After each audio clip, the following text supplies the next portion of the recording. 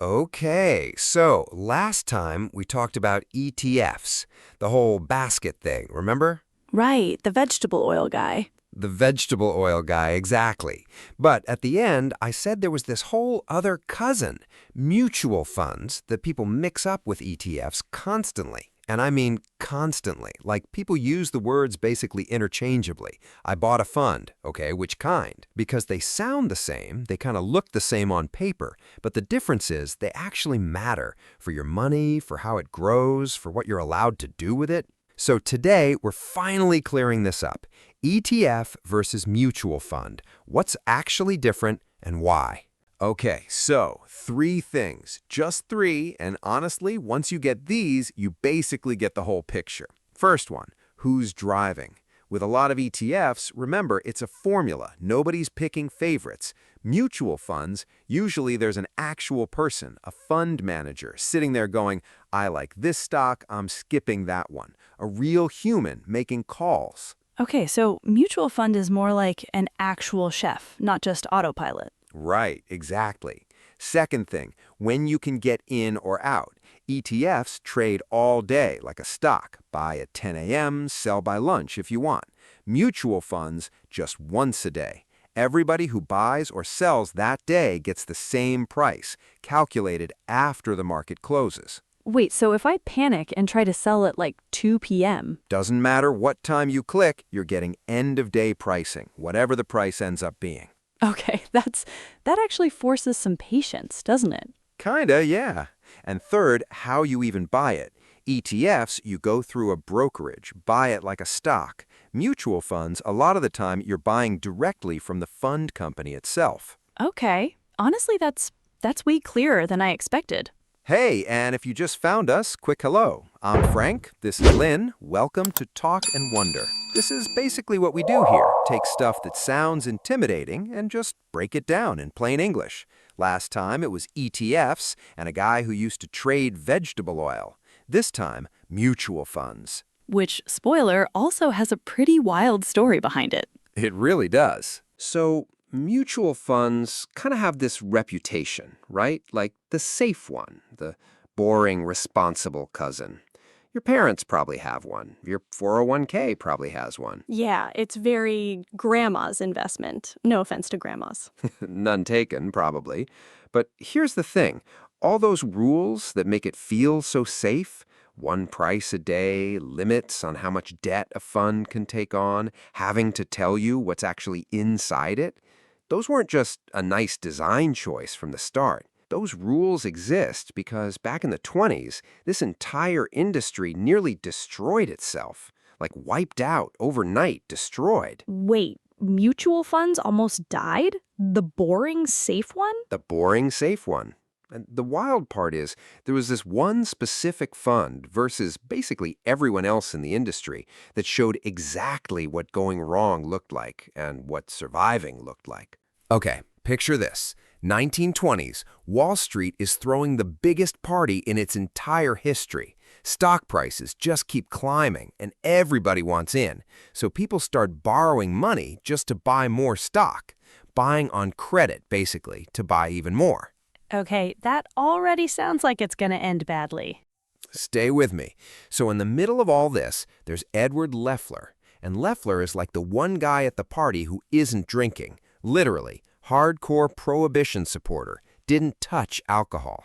And Leffler's got this idea that feels almost boring next to everything else happening. He says, what if a fund just let you take your money out full value whenever you want it? No leverage, no games. Just here's exactly what your share is worth today. That's it? That's the wild idea? That's it. And nobody wanted it. He walks around pitching this for 3 years, doors just closing in his face over and over. Because it's 1924, the market's roaring, and safe and boring is the last thing anyone wants to hear. Finally, one tiny Boston firm says yes, and that becomes Massachusetts Investors Trust. Meanwhile, everyone else at the party, they're building something completely different, these things called closed-end trusts. And they're not just buying stocks with their own money, they're buying stocks with borrowed money, then having other people buy shares of that, which is also partly borrowed. Beat, it's like a house of cards built on top of another house of cards. Oh no.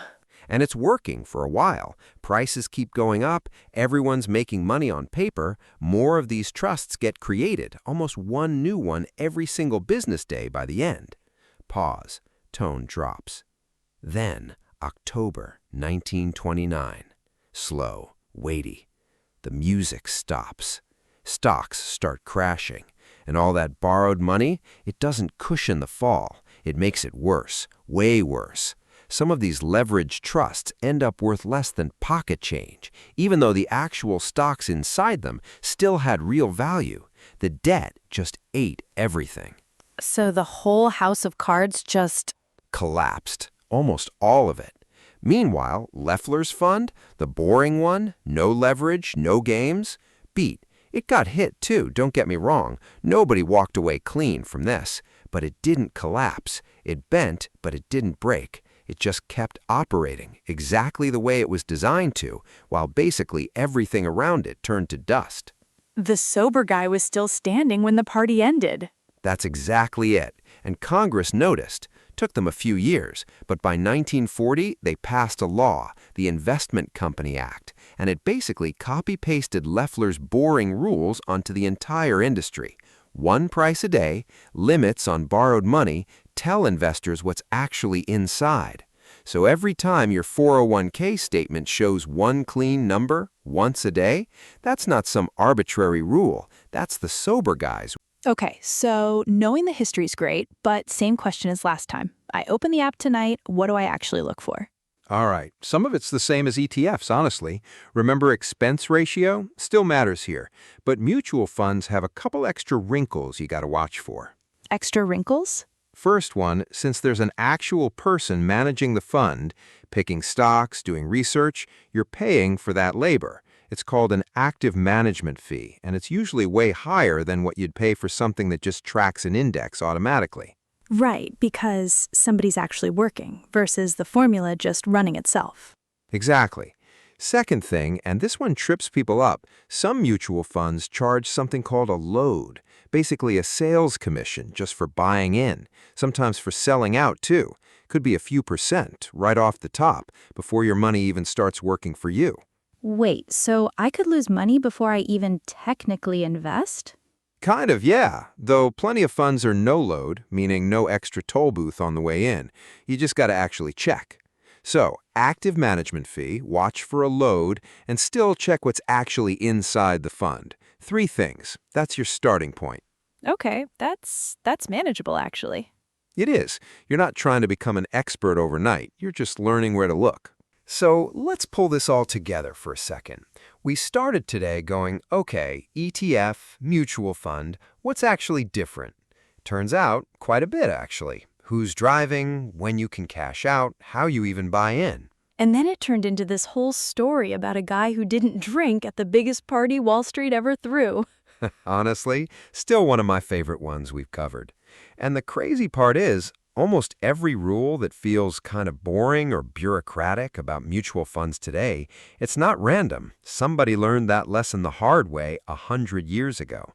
Which kind of makes the boring stuff feel a lot less boring, honestly. Right? Once you know the story behind it, it stops being just, fine print. It's basically a 100-year-old warning label. So that's mutual funds. ETFs, chill, spontaneous cousin with a much longer, much wilder backstory. Now, here's a thought that's been sitting with me. We've talked about picking funds, checking fees, all that. But there's this other question we haven't touched at all. What actually happens to your money while it just sits there, compounding? For years, you're not even paying attention. Ooh, okay, now I want to know that too. Yeah, that one's next. All right, that's it for today. If any of this clicked for you, you know what to do with it.